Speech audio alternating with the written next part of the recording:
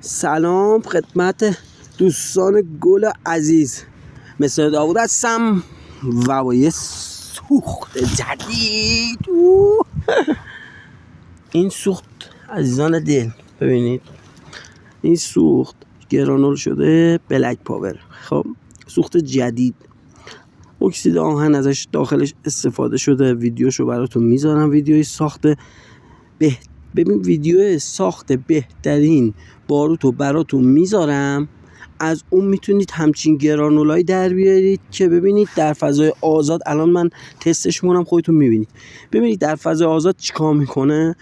حالا حساب کنید اگه این در فضای در بسته پوشیده باشه چه گازی آزاد میکنه. اون گاز تو آسمون یه کهکشان خوشگل درست میکنه.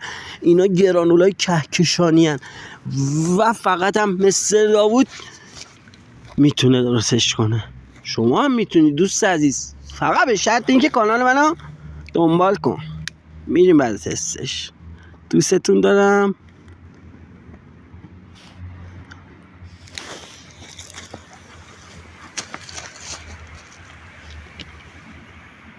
واو خدای من عزیزان، دیدید یه همچین صحنه رو شما فکر کنید تو آسمون باشه. میتونید رنگ بهش اضافه کنید، ولی نه هر رنگی، اونم بهتون بعدا میگم.